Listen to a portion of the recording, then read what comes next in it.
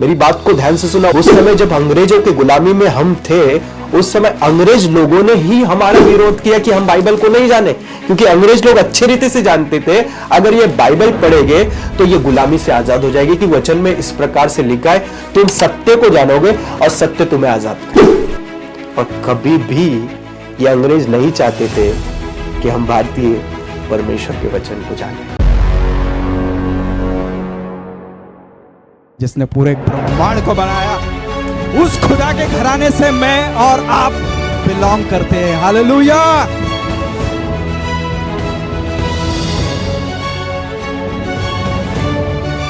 मेरा खुदा आराधना के योग्य था, वो आराधना योग्य है और वो आराधना के योग्य रहेगा। प्रभु को बोलो, प्रभु ये शून्य पढ़ रहा है, मेरे अच्छे के लिए पढ़ रहा है, क्योंकि जिस दिन तेरा एक स्पर्श होगा तो ये शून्य ही करोड़ों में बदल जाएगा। दोस्तों जय मसीह की आप सभी को यीशु मसीह के नाम से स्वागत है। बीते कई सारे वीडियो को आपने प्यार दिया और बहुत सारा शेयर किया, इसके लिए आप सबका मैं धन्यवाद करना चाहता हूँ। विशेष करके हमारा जो नया गीत रिलीज हुआ था, भारत के हर दिल में यीशु नाम आया है, ये गीत को आपने बहुत सारा प्यार दिया और वाकई में हमने देखा भारत के कोने कोने में गीत पहुंचा और इस गीत के द्वारा प्रभु के नाम की महिमा हुई। आज एक नए विषय के साथ मैं आपके बीच में उपस्थित हूँ। आज जिस व्यक्ति के बारे में मैं आपको बताने वाला हूँ, उनकी कहानी बड़ी अद्भुत है। जब मैं उनकी कहानी को सुना और जब मैंने स्टडी किया तो मैं खुद बहुत ब्लेस हुआ और मैं विश्वास करता हूँ कि इनकी जीवन की कहानी से, इनके जीवन की स्टोरी से आप बहुत ब्लेस होने वाले। आज जिस व्यक्ति के बारे में मैं बात करने वाला हूँ, विलियम कैरी के बारे में। कुछ लोगों ने इनका नाम पहली बार सुना होगा, क्योंकि आज ये मुझे दुख के साथ कहना पड़ रहा है कि आज हमारे यूथ्स, विशेष करके हमारे विश्वासी यूथ्स, हमारे लेजेंड्स के बारे में नहीं जानते। बहुत सारे लोगों को सेलिब्रिटीज के नाम याद होते, बहुत सारे ऐसे लोग हैं जो बहुत सारा अन्य प्रकार के इंफॉर्मेशन को रखते हैं, परंतु हम तक परमेश्वर का वचन लेकर आने के लिए किसका एफर्ट था, कई बार हम उनके बारे में जानकारी नहीं रखते। आज जिस व्यक्ति के बारे में मैं बताना चाहता हूँ, उनका नाम है विलियम कैरी, जिनका जन्म हुआ था 7 अगस्त 1761 में। इंग्लैंड में उनका जन्म हुआ था और ये एक ऐसे प्रभु के दास थे जिनको पढ़ने लिखने का बहुत ज्यादा शौक था। कहा जाता है इस प्रकार से, मात्र 13 साल की उम्र में इन्होंने ग्रीक, लैटिन, हिब्रू लैंग्वेज की पढ़ाई को पूरा किया। परंतु मैं आपको बताना चाहता हूँ, इतना ज्यादा पढ़ाई में रुचि होने के बावजूद भी ये अपने एजुकेशन को पूरा नहीं कर पा रहे थे, जिसका कारण था इनकी घर की परिस्थिति बहुत ज्यादा खराब थी। तो अपने एजुकेशन को पूरा करने के लिए ये मोची का जॉब करते और कई वर्ष जब उसमें जॉब करते, परमेश्वर अपनी महिमा के लिए वहां से विलियम कैरी को चुनता है और वो एक पास्टर बनते। पास्टर बनने के बाद कई सारे लोगों के जीवन के लिए आशीष का कारण बनते हैं, लेकिन परमेश्वर ने कुछ बड़े कामों को इनके जीवन के लिए सौंपा था और वो बातों को पूरा करने के लिए विलियम कैरी के जीवन में बड़ी चुनौतियां आई। बहुत सारे संघर्ष से उनको होकर जाना पड़ा। मैं बताना यह चाहता हूँ, पास्टर की सेवकाई करते करते परमेश्वर ने उनको सुसमाचार की सेवकाई के लिए चुना।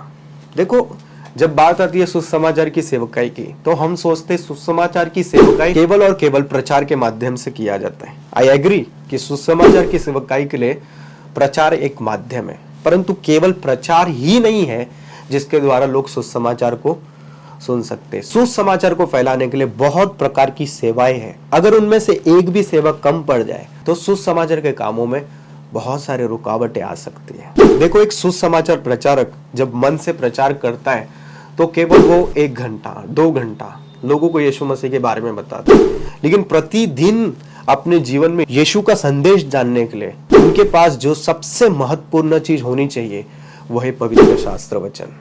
तो दोस्तों, सुसमाचार की सेवकाई में बाइबल का एक बहुत बड़ा रोल है। अगर लोगों के पास बाइबल ना हो तो शायद यीशु मसीह को ठीक से जान पाते। प्रचारक अपने प्रचार को पूरा करके यीशु को परिचय करवाता है, परंतु यदि हर दिन लोग यीशु को जानना चाहते हैं तो उसके लिए पवित्र शास्त्र वचन होना बहुत जरूरी है। बात है 52वें ईस्वी की। जब 52वें ईस्वी में भारत देश में सुसमाचार आया, उस समय कोई भी व्यक्ति यीशु मसीह को नहीं जानता था। थॉमस के द्वारा फर्स्ट टाइम केरला में सुसमाचार आया और जब सुसमाचार का वचन सुनाया गया तो बहुत सारे लोगों का उद्धार हुआ। उस समय से लेके बहुत सारे लोग बाइबल को पढ़ने की रुचि रखने लगे। लेकिन आप सभी जानते हैं हमारे भारत देश में अधिकतर जो भाषाएं बोली जाती है वो है हिंदी। मैं ये नहीं कह रहा हूँ केवल हिंदी ही बोली जाती है, बहुत प्रकार की भाषाएं हैं, परंतु हिंदी एक मेन लैंग्वेज है जिसको हमारे भारत देश में अधिकतर लोग बोलते हैं। लेकिन दुख की बात यह थी कि हमारे देश में हिंदी बाइबल अब तक ट्रांसलेट नहीं हुआ था। उस समय बहुत सारे लोग बाइबल पढ़ना तो चाहते थे, लेकिन हिंदी ट्रांसलेशन बाइबल लोगों के पास नहीं था। और परमेश्वर ने लोगों की सुधि ली, परमेश्वर ने लोगों का ध्यान किया और विलियम कैरी के अंदर परमेश्वर ने बोझ दिया कि तुझे भारत देश में जाना है और भारत देश में जाकर लोगों के लिए हिंदी बाइबल, मराठी बाइबल और बंगाली भाषा में बाइबल को ट्रांसलेट करना है। विलियम कैरी के लिए यह बहुत बड़ी चुनौती की बात थी। इतना आसान नहीं था अपने देश को छोड़ के भारत देश में आना, क्योंकि उनको भारत देश का संस्कृति, भारत देश की भाषाएं, इस सब चीजों के बारे में कोई जानकारी नहीं था। केवल प्रभु का एक दर्शन था और एक उद्देश्य था कि तुझे भारत देश में जाना है और वहां के लोगों के लिए सेवा करना है। जब उन्होंने मन बनाया, इच्छा रखा कि मैं भारत देश में जाऊंगा और वहां पे जाके लोगों के लिए हिंदी भाषा में, बंगाली भाषा में, मराठी भाषा में और संस्कृत भाषाओं में बाइबल को ट्रांसलेट करूंगा, तो जब वो भारत में आए तो सबसे पहले वो ब्रिटिश गवर्नमेंट से मिले। और जब ब्रिटिश गवर्नमेंट से मिले, उन्होंने ये बताया कि मैं चाहता हूं कि हर भारतीयों के हाथ में बाइबल हो और बाइबल की सच्चाई को जाने। उस समय ब्रिटिश गवर्नमेंट ने इस बातों को करने से विलियम कैरी को मना किया। तो सबसे पहला विरोध विलियम कैरी को कहीं से आया, तो उन्हीं के लोगों के द्वारा आया। तो इस बातों के द्वारा मैं आपको ये बताना चाहता हूं कि आज भी बहुत सारे लोगों की सोच में ये कि अंग्रेज लोगों ने यीशु मसीह के बारे में लोगों को बताया, जो कि सरासर गलत है। जब विलियम कैरी भारत देश में आए, उन्होंने जब ये प्रपोजल रखा ब्रिटिश गवर्नमेंट के सामने कि मैं चाहता हूं कि लोग बाइबल को जाने, यीशु को जाने, तो ब्रिटिश गवर्नमेंट ने इस बातों को करने से इनकार किया।